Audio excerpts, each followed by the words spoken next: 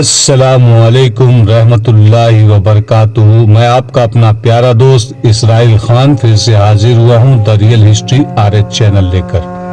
آج کے کردار میں ہیں علی بن سفیان، سلطان صلاح الدین ایوبی، موبی میگنانا ماریوس جس نے اسلام قبول کیا، اس کا نام سیف اللہ رکھا گیا۔ میرے دوستوں، یہ آپ کا اپنا چینل ہے، اسے لائک، سبسکرائب، کمنٹ اور شیئر ضرور کریے گا۔ یہ وہ 7ویں لڑکی تھی جس نے صلیبیوں کا پیغام سوڈانیوں تک پہنچایا اور بغاوت کرائی تھی۔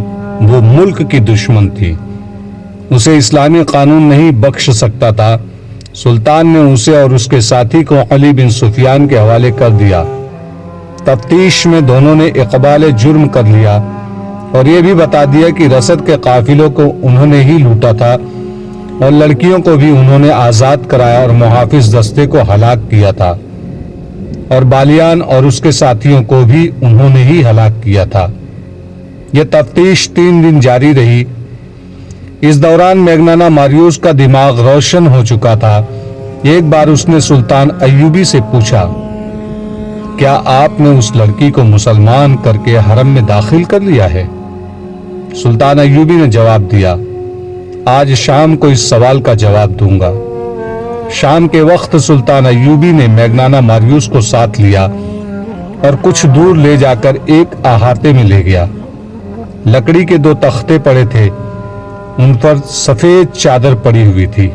سلطان ایوبی نے چادروں کو ایک طرف سے اٹھایا اور میگنانا ماریوس کو دکھایا۔ اس کے چہرے کا رنگ بدل گیا۔ اس کے سامنے موبی کی لاش پڑی تھی اور دوسرے تختے پر اس کے ساتھی کی لاش تھی۔ سلطان ایوبی نے موبی کے سر پر ہاتھ رکھ کر پیچھے کھینچا، گردن کندھے سے جدا تھی۔ اس نے میگنانا ماریوس سے کہا، میں اسے بخش نہیں سکتا تھا۔ تم اسے اپنے ساتھ لائے تھے کہ میں اس کے حسن اور جسم پر فدا ہو جاؤں گا، مگر اس کا جسم مجھے ذرہ بھر اچھا نہیں لگا تھا۔ یہ ناپاک جسم تھا، یہ اب مجھے اچھا لگ رہا ہے۔ اب جبکہ اس جسم سے اتنی حسین شکل و صورت جدا ہو چکی ہے، مجھے یہ بہت اچھی لگ رہی ہے۔ اللہ اس کے گناہ معاف کرے۔ میگنانا ماریوس نے پوچھا، سلطان آپ نے مجھے کیوں بخش دیا ہے؟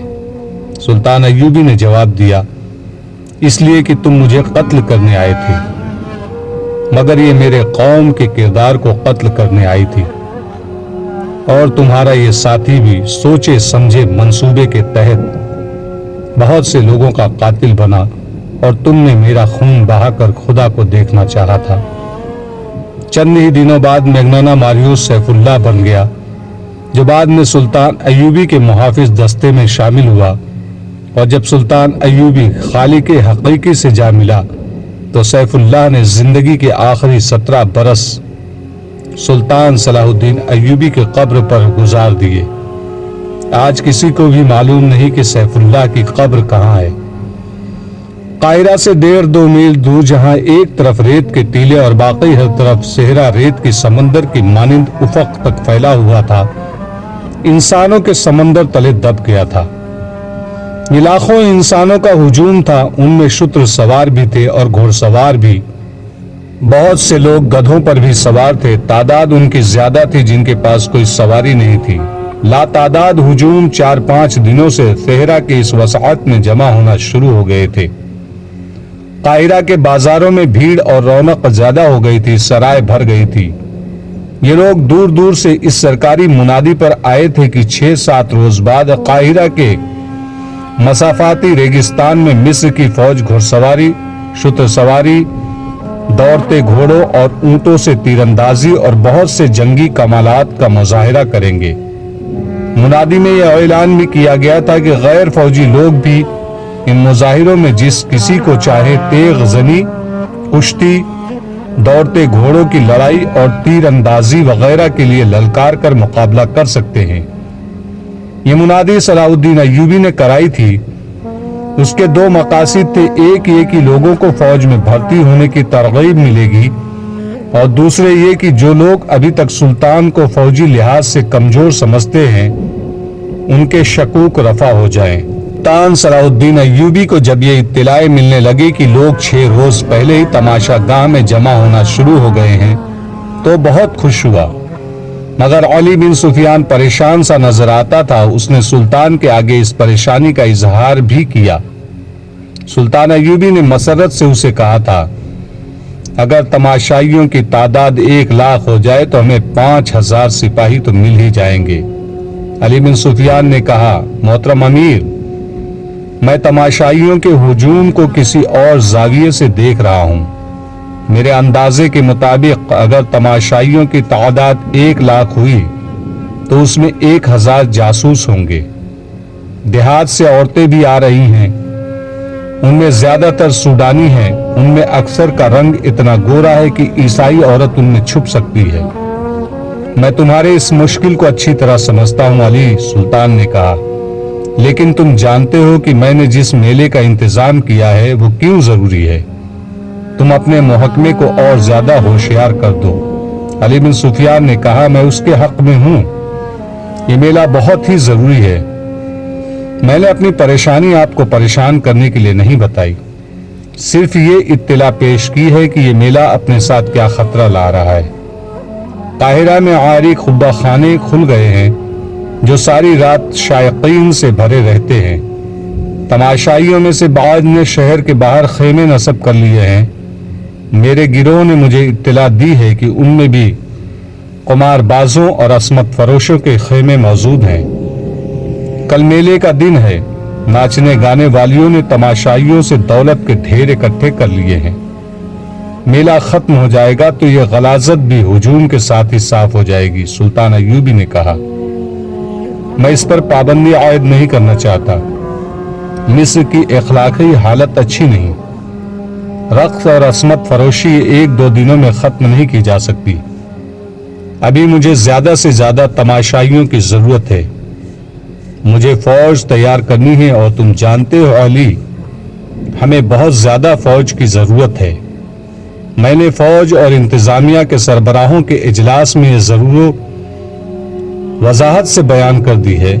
मैं आपको इस वजाहत से रोक नहीं सका था अमीर मोहतरम, अली बिन सुफियान ने कहा। मेरी सुराग रिसा निगाहों में इन सरबराहों में नसफ ऐसे हैं जो हमारे वफादार नहीं। आप अच्छी तरह जानते हैं कि उनमें कुछ ऐसे हैं जो आपको इस गद्दी पर नहीं देखना चाहते, और बाकी जो हैं उनकी दिलचस्पियां सूडानियों के साथ है। मैंने उनमें से हर एक के पीछे एक एक आदमी छोड़ रखा है। मेरे आदमी मुझे उनकी सरगर्मियों से आगाह करते रहते हैं। सुल्तान अय्यूबी ने पूछा, किसी की कोई खतरनाक सरगर्मी सामने आई है? नहीं, अली बिन सुफियान ने जवाब दिया, सिवाय इसके कि ये लोग अपनी हैसियत और रुतबों को फरामोश करके रातों को मशकूक खेमों में और उन मकानों में जाते हैं जो आजी कुब्बा खाने और रक्स गाहें बन गए हैं। 2 ने तो नाचने वाली लड़कियों को घरों में भी बुलाया है। उनसे ज्यादा मेरा दिमाग उन 2 बादबानी कश्तियों पर घूम रहा है जो 10 रोज गुजरे बहराए रोम के साहिल के साथ देखी गई थी। सुल्तान अय्यूबी ने पूछा, उनमें क्या खास बात थी? इस वक्त तक बहराए रोम के साहिल से फौज को वापस बुला लिया गया था। वहां ढकी छुपी जगहों पर 2-2 फौजी समंदर पर नजर रखने के लिए बिठा दिए गए थे। अली बिन सुफियान ने माहीगीरों और सहराई खाना बदोशों के लिबास में साहिल पर इंटेलिजेंस के चंद आदमी मुकर्रर कर दिए थे। ये तमाम एक तो इसलिए किया गया था कि सलेबी अचानक हमला न कर दें, दूसरा इसलिए कि उधर से जासूस सलेबियों के ना आ सके। मगर साहिल बहुत लंबा था, कहीं कहीं चट्टानें भी थी जहां समंदर अंदर आ जाता था। सारे साहिल पर नजर नहीं रखी जा सकती थी। 10 रोज गुजरे ऐसे ही एक जगह से जहां समंदर चट्टानों के अंदर आया हुआ था। 2 बादबानी कश्तियां निकलती देखी गई थी। वो शायद रात को आई थी। उन्हें जाता देखकर सुल्तान के 2 सवार सरपट घोड़े दौड़ाते उस जगह पहुंचे जहां से कश्तियां निकल कर गई थी। वहां कुछ भी न था, कोई इंसान नहीं था और कश्तियां समंदर में दूर चली गई थी। कश्तियां और बादबानों की साख्त बताती थी कि ये मिस्र के माहीगीरों की नहीं, समंदर पार की मालूम होती थी। सवार थोड़ी दूर तक सहरा में गए, उन्हें किसी इंसान का सुराग नहीं मिला। उन्होंने काहिरा इत्तला भिजवा दी थी कि साहिल के साथ 2 मशकूक कश्तियां देखी गई हैं। अली बिन सुफियान के लिए मुमकिन न था कि रेगजार में उन्हें ढूंढ लेता जो कश्तियों में से उतरे थे। इत्तला पहुंचते पहुंचते 3 दिन गुजर गए थे। ये भी यकीन नहीं था कि कश्तियों से कौन उतरा है। अली बिन सुफियान ने सुल्तान अय्यूबी के इस सवाल के जवाब में कि उन कश्तियों में क्या खास बात थी, ये वजाहत कर दी और कहा, हम मेले की मुनादी 1.5 महीने से करा रहे हैं। 1.5 महीने में खबर यूरोप के वसत तक पहुंच सकती है और वहां से जासूस आ सकते हैं। मुझे यकीन की हद तक शक है कि तमाशाइयों के साथ सलेबियों के जासूस मेले में आ गए हैं। काहिरा में इस वक्त लड़कियां आजी तौर पर नहीं, मुस्तकिल तौर पर फरोख्त हो रही हैं। सुल्तान समझ सकते हैं कि उनके खरीदार मामूली हैसियत के लोग नहीं हो सकते। उन खरीदारों में काहिरा के ताजिर, हमारे इंतजामिया और फौज के सरबराह और नामी ग्रामी बर्दा फरोश शामिल हैं। बिकने वाली लड़कियों में सलेबियों की जासूस लड़कियां हो सकती हैं और यकीनन होंगी। सुल्तान अय्यूबी इन इत्तलाओं से परेशान न हुआ। बहराए रोम में सलेबियों को शिकस्त देते तकरीबन 1 साल गुजर गया था। अली बिन सुफियान ने समंदर पार जासूसी का इंतजाम कर रखा था जो मजबूत और 100% काबिले एतमाद नहीं था। ताहम ये इत्तला मिल गई थी कि सलेबियों ने मिस्र में जासूस और तखरीबकार भेज रखे हैं। अभी ये मालूम नहीं हो सका था कि मिस्र के मुतालिक उनके मंसूबे क्या हैं। बगदाद और दमश्क से आने वाली इत्तलाओं से पता चला था कि सलेबियों ने ज्यादातर दबाव उधर ही रखा हुआ है। वहाँ खुसूसन शाम में मुसलमान उमरा को अय्याशियों और शराब में डुबोते चले जा रहे थे। सुल्तान नूरुद्दीन जंगी की मौजूदगी में सलेबी अभी बराह रास्त टक्कर लेने की जुर्रत नहीं कर रहे थे। बहराए रोम में जब सलाउद्दीन अय्यूबी ने उनका बेड़ा बामा लश्कर गर्क कर दिया था, उधर अरब में सुल्तान जंगी ने सलेबियों की ममलकत पर हमला करके उन्हें सुलह पर मजबूर किया और जजिया वसूल कर लिया था। उस मिस्र के में बहुत से सलेबी सुल्तान जंगी की कैद में आए थे, जिसमें रेनाल्ट नाम का एक सलेबी सालार भी था। सुल्तान जंगी ने उन कैदियों को रिहा नहीं किया क्योंकि सलेबियों ने मुसलमान जंगी कैदियों को शहीद कर दिया था। उसके अलावा सलेबी अहद शकनी भी करते थे, यानी कि मुआहिदा करके फिर जाया करते थे। सुल्तान अय्यूबी को इत्मीनान था कि उधर सुल्तान जंगी सल्तनत इस्लामिया की पासबानी कर रहा है, फिर भी वह फौज तैयार कर रहा था ताकि सलेबियों से फलस्तीन लिया जाए और अरब की सरजमीन को कुफार से पाक किया जाए। उसके साथ ही वो मिस्र का वफा मजबूत करना चाहता था। बैक वक्त हमले और दफा के लिए बेशुमार फौज की जरूरत थी। मिस्र में भर्ती की रफ्तार सुल्तान अय्यूबी के अज़ाइम के मुताबिक सुस्त थी। उसकी एक वजह यह थी कि सूडानियों की जो फौज तोड़ दी गई थी, उसके कमानदार और ओहदेदार देहात में सुल्तान अय्यूबी के खिलाफ प्रोपेगेंडा करते फिर रहे थे। इस फौज में से थोड़ी सी तादाद सुल्तान की फौज में वफादारी का हलफ उठाकर शामिल हो गई थी। कुछ फौज मिस्र से तैयार कर ली गई थी और कुछ सुल्तान जंगी